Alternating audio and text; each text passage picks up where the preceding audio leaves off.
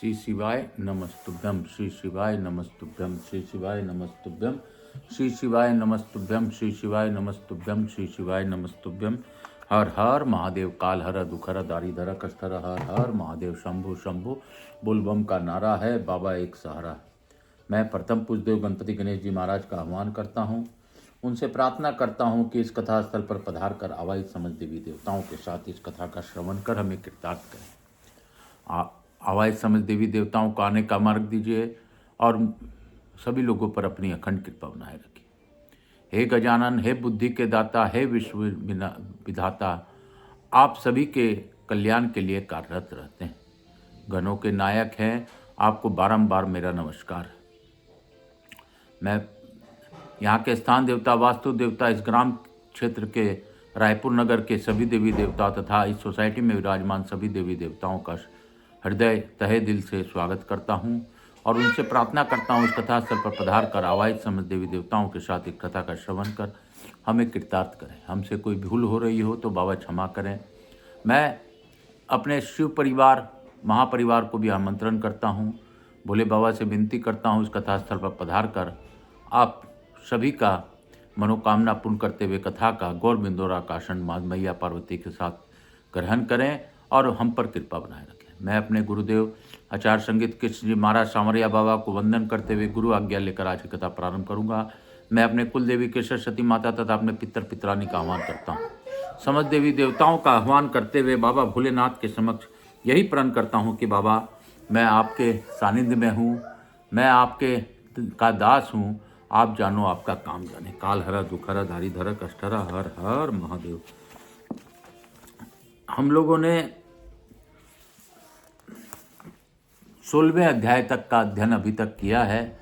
आज 17वें अध्याय में प्रवेश करेंगे और मैं इसी के साथ कहूँगा गजाननम भूतगणानादिसेवितं कपितजनपौ चारुवचनम उमासंत शोक विनाशकारकम नमामि विघ्नेश्वर पाद पंकजम। हे गणेश जी महाराज, आप इस कथा का संचालन करवा कर हमें कृतार्थ करें। हे बाबा भोलेनाथ, हे बाबा विश्वनाथ, हे मैया पार्वती, आप सभी गणों के साथ, सभी परिवार के साथ, सभी देवी देवताओं के साथ इस कथा का श्रवण कर हमें कृतार्थ करें। सूत जी बोले, हे मुनियों, इस प्रकार मैंने शिव जी के सदोजात आदि अवतारों का वर्णन संक्षेप में कर दिया। जो उसे पढ़ता है, सुनता अथवा श्रेष्ठ द्विजो ब्राह्मण क्षत्रिय वैश्य को सुनाता है, वह शिव जी के अनुग्रह से ब्रह्म सायुज को प्राप्त होता है। ऋषिगण बोले, हे सूत जी, लिंग की उत्पत्ति किस प्रकार हुई तथा उस लिंग में शंकर जी का उपासना कैसे की जानी चाहिए, लिंग क्या है तथा लिंगी कौन है, यह आप हमें बताइए। रोमार्शन सूत जी बोले, हे ऋषियों, इसी प्रकार अत्यंत निवेदन पूर्वक देवताओं भी पितामह ब्रह्मा से पूछा था कि वे ये हे भगवान, यह लिंग कैसे उत्पन्न हुआ तथा लिंग में महेश्वर रुद्र का किस प्रकार पूजन होना चाहिए, लिंग क्या है तथा लिंगी कौन है। इस पर वे ब्रह्मा बोले, पितामह ब्रह्मा जी ने कहा, प्रधान को लिंग तथा परमेश्वर को लिंगी कहा गया है। हे उत्तम देवता, यह मेरा तथा विष्णु की रक्षा के लिए समुद्र में प्रकट हुआ था।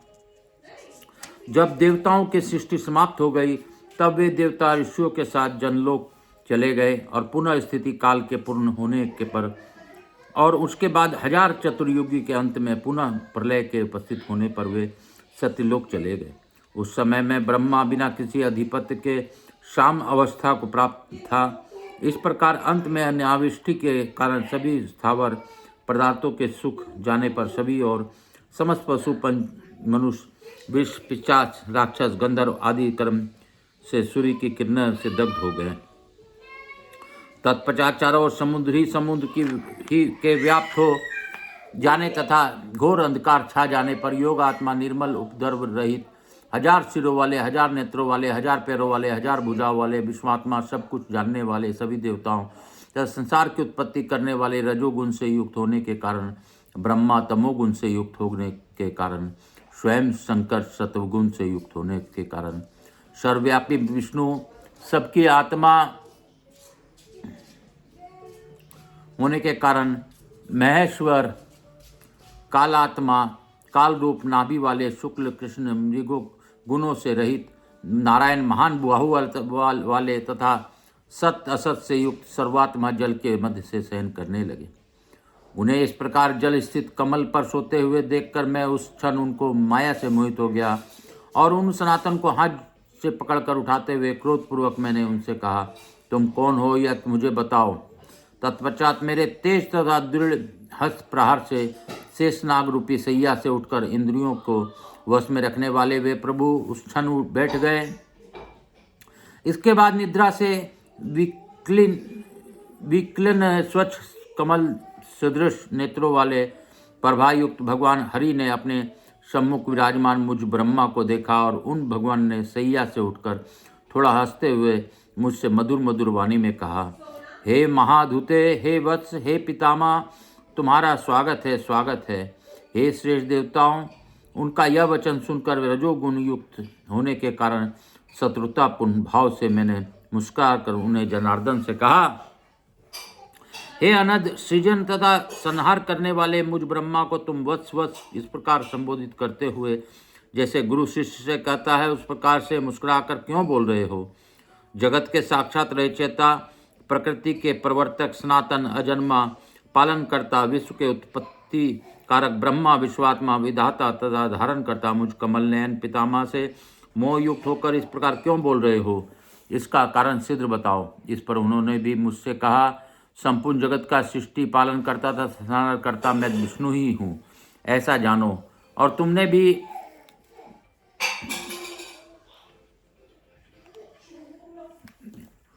भी मुझ शाश्वत परमेश्वर को अंग से ही अवतार ग्रहण किया है, फिर भी तुम मुझे जगतपति नारायण रोग विकार रहित परम पुरुष परमात्मा सभी से आवाहित होने वाले पुरुषतुत अच्युत ऐश्वर्य संपन्न तथा विश्व की उत्पत्ति के कारण स्वरूप मुझ विष्णु को भूल गए हो, किंतु इसमें तुम्हारा कोई अपराध नहीं है। यह सब तो मेरे माया द्वारा रचा गया है। हे चार मुखोल वाले ब्रह्मन, तुम यह सत्य जानो कि सृष्टि का कर्ता, पालक, संहारक तथा सभी देवताओं का स्वामी मैं ही हूँ। मेरे सदृश ऐश्वर्य वाला कोई नहीं है। हे पितामह, मैं ही परम ब्रह्म हूँ, मैं ही परम तत्व हूँ, मैं ही परम ज्योति हूँ तथा मैं ही परम सामर्थ्य परमात्मा हूँ।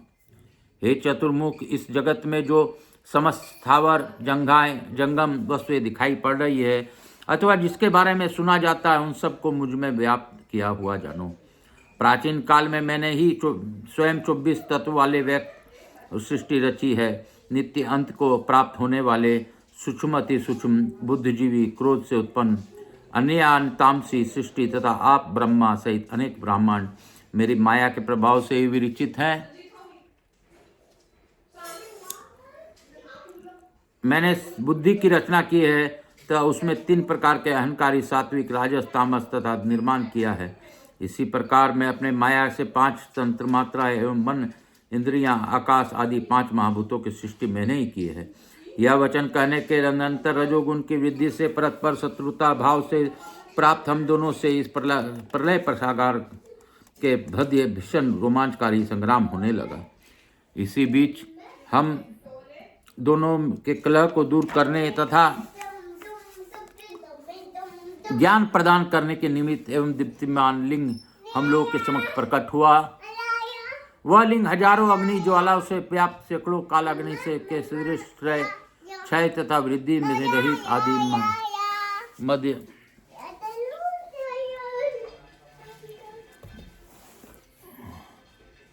वृद्धि रहित आदि मध्य अंत में हीन अतुलनीय अवर्णनीय अव्यक्त तथा विश्व का उत्पत्ति करता था रूप था। इस लिंग के हजारों ज्वालाओं में भगवान विष्णु तथा मैं दोनों लोग मोहित हो गए। फिर विष्णु ने मुझसे कहा कि हमें अग्नि उद्भत इस लिंग का पता लगाना चाहिए। एतर्थ में इस अनुपम अग्नि स्तंभ के नीचे जाता हूँ और आप प्रयत्नपूर्वक सीधे इसके ऊपर जाइए। हे देवताओं, ऐसा कर विश्वात्मा भगवान विष्णु ने वराह का रूप धारण कर लिया और मैं भी शीघ्र हंस के रूप में प्राप्त हो गया। इसी समय में मुझ ब्रह्मा को विराट रूप वाले भगवान विष्णु हंस कहने लगे। जो प्राणी हंस हंस नाम से मेरा कीर्तन करता है वह हंस तत्व को प्राप्त हो जाता है। हे देवताओं, उस समय मैं अत्यंत श्वेत वर्ण का था। मेरे नेत्र अग्नि के समान थे और सभी ओर से पंखों से युक्त था। इस प्रकार हंस रूप से मैं ही मन रूपी वायु के वेग से उड़कर ऊपर की ओर गया।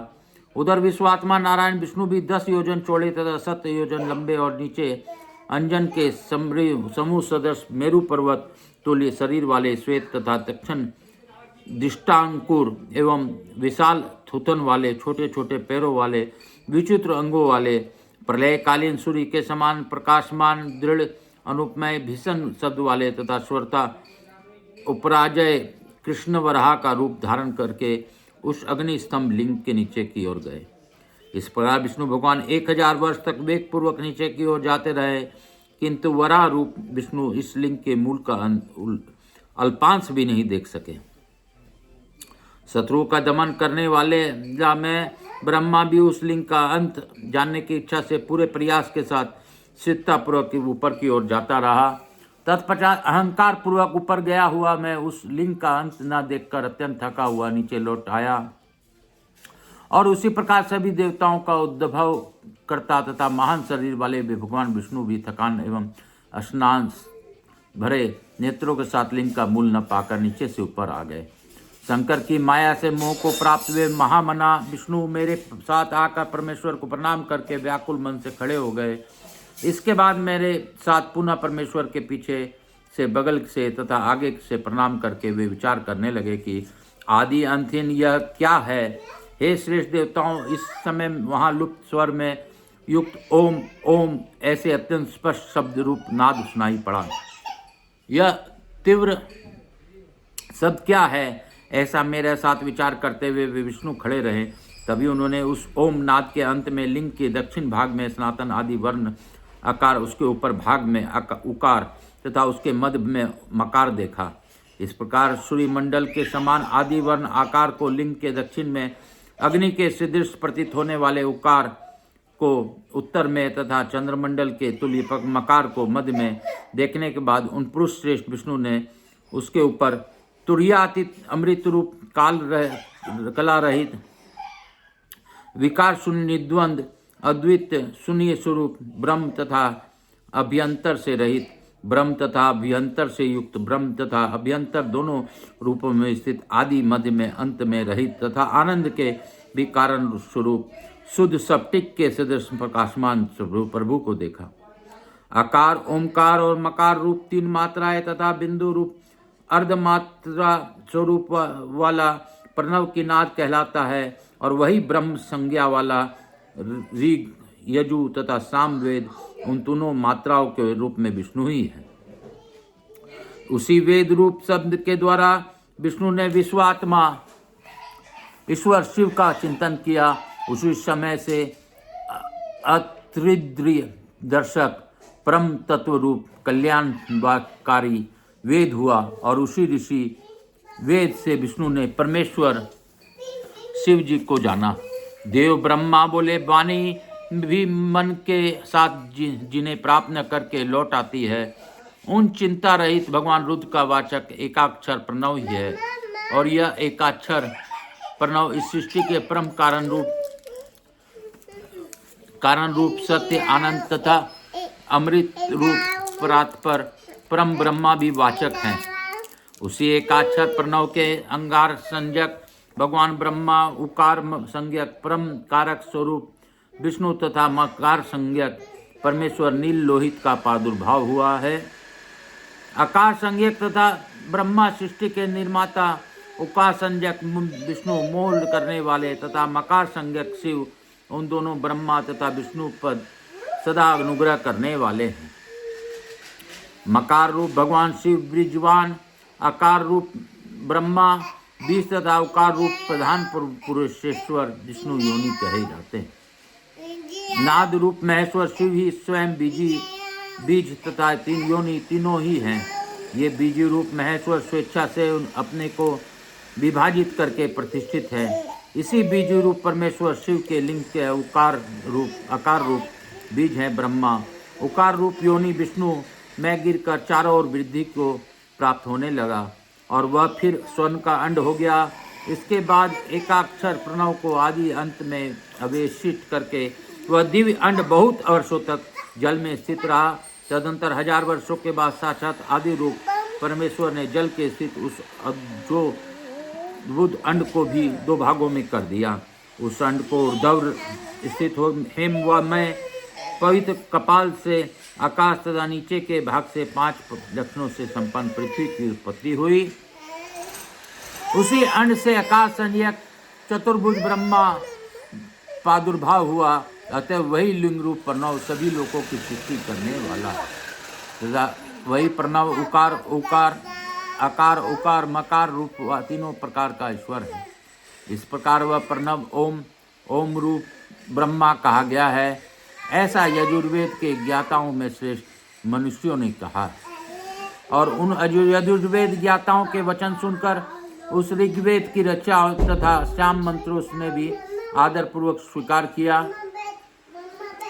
है और इसी की तरह सभी श्रुतियों में ने उसी ओम को सदा है हरे हे ब्राह्मण के रूप में संबोधित किया है। इस वेद वाक्य आदि को शिव को यथावत जानकर हम दोनों वैदिक मंत्रों से महोदय देवेश्वर महादेव की स्तुति करने लगे। हम दोनों ने सत्वन से प्रसन्न होकर माया के अवतरण से रहित महेश्वर दिव्य शब्द रूप धारण कर हंसते हुए उस लिंग से प्रकट हुए। आकार उनका मस्तक तथा दीर्घ उकार उनका ललाट कहा जाता है। इकार दाहिना नेत्र, इकार बायां,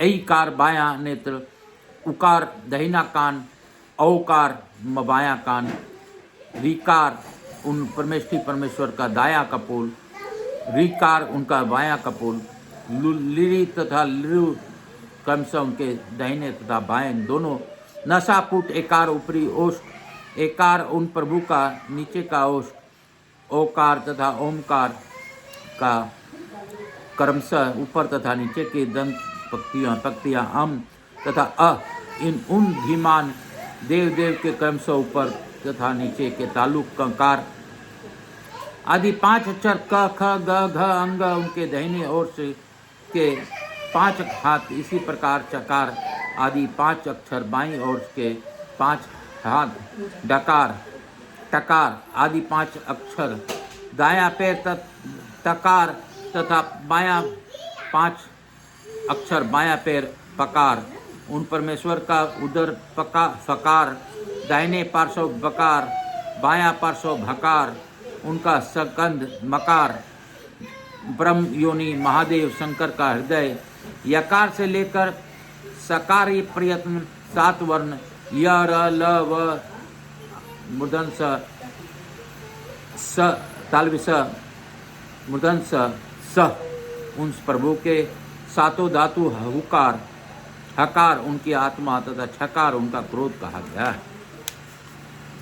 उसके इस उमा के साथ उन भगवान महेश्वर को देखकर पुनः उन्हें प्रणाम करके जब भगवान विष्णु ने ऊपर की ओर देखा तब उन्हें ओमकार से उत्पन्न 5 कलाओं से युक्त बुद्धि वर्धक तथा सभी धर्म अर्थ को सिद्ध करने वाले शुद्ध सप्तिक तुल्य अत्यंत शुभ्र तथा 38 शुभ अक्षरों वाला पवित्र मंत्र ईशान सर्व विद्यानाम दृष्टिगोचर हुआ।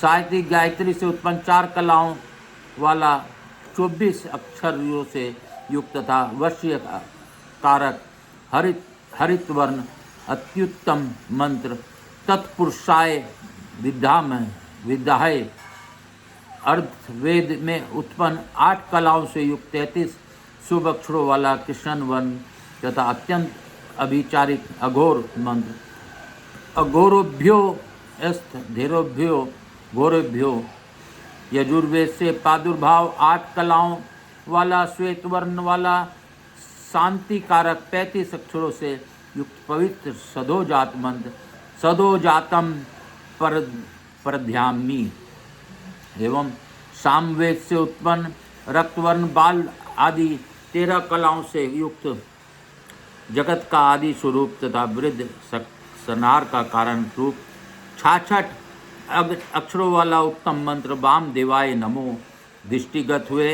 इन 5 मंत्र को प्राप्त कर भगवान विष्णु ने इनका जप करना आरंभ कर दिया तत्पश्चात समस्त कलाओं की कांति से युक्त ऋक यजु सामवे स्वरूप ईशान मंत्र रूप मुकुट वाले तत्पुरुष मंत्र रूप मुख वाले अघोर मंत्र रूप करुणामय हृदय वाले वामदेव मंत्र रूप सदा कल्याणकार गर्भ गुम स्थान वाले तथा सदोजात मंत्र रूप चरणों वाले विशाल सर्पों का आभूषण धारण करने वाले चारों ओर पैर मुख आँख धारण किए हुए सृष्टि पालन संहार के कारण स्वरूप पुरातन पुरुष महादेव ब्रह्माधिपति शिव को देखकर भगवान विष्णु अभीष्ट स्तुतियों से उन वरदाता परमेश्वर ईशान का पुनः सत्वन करने लगे।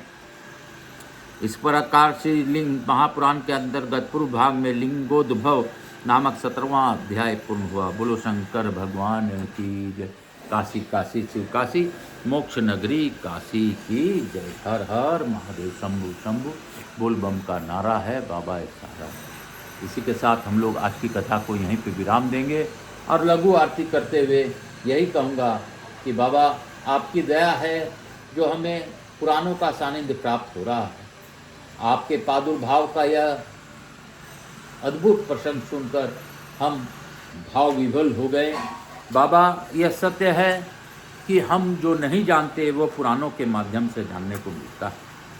पुराण हमें समझाती है, सिखाती है, जीवन जीना सिखाती है और सत्य को का परिचय कराती है।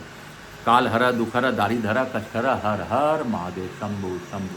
कपूर गौरम करुणावतारम संसार सारम भुजगेन्द्रहारम सदा वसंतम हृदयारविंदे भौम भवानी सहितम नमामि। महाकाल राजा की जय, राधा कृष्ण भगवान की जय, लड्डू गोपाल की जय, मेरे गणेश लक्ष्मी जी महारानी की जय, दुर्गा माता की जय, सरस्वती माता की जय, त्रिशक्ति धाम की जय, मेरे महादेव की जय, शिव महापरिवार की जय, समस्त देवी देवताओं की जय, राधा कृष्ण भगवान की जय, समस्त देवी देवता मातृ देवी और पितृदेव समस्त देवी देवताभ्यो नमो नमः। यहाँ के स्थान देवता वास्तु देवता समस्त देवी देवताभ्यो नमो नमः। भक्त वत्सलाय नमो नमः।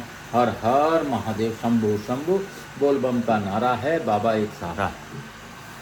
श्री शिवाय नमस्तुभ्यम। आप सबको वंदन करते हुए मैं प्रथम पूज्य देव गणपति गणेश जी महाराज, लक्ष्मी जी महाराज, रिद्धि सिद्धि शुभ लाभ कुबेर जी महाराज से अनुरोध करता हूँ कि आप सभी को आशीर्वाद प्रदान कर हमारे यहाँ चिर रूप काल तक अस्थायी रूप से निवास कर अखंड कृपा बनाए रखें। आवाज समस्त देवी देवताओं से अनुरोध करता हूँ कि बाबा आप आपकी दया से सभी देवी देवता इस कथा स्थल पर पधार कर कथा श्रवण किए और आपके प्रादुर्भाव का यह अद्भुत बात हम लोगों को पता चला। लिंग उत्पन्न का बात पता चली तो सभी देवी देवताओं से प्रार्थना करता हूँ कि इस कथा का श्रवण कर हमें आशीर्वाद प्रदान कर अपने स्थान को गमन करें, पुनः बुलाने पर पधार का आशीर्वाद। मैं अपने भोलेनाथ मैया पार्वती को भी धन्यवाद देता हूँ, उन्होंने भावपूर्वक इस कथा का श्रवण किया तथा उपस्थित समस्त गणों और सभी देवी देवताओं तथा शिव महापरिवार को भी धन्यवाद देता हूँ। बाबा आपकी जैसी इच्छा हो मेरे साथ वैसा कीजिए, सभी का कल्याण कीजिए और सभी के कल्याण के निमित्त मुझको प्रेरणा कीजिए। काल हर दुखर दारी धरा कष्टरा हर हर महादेव शंभु शंभु।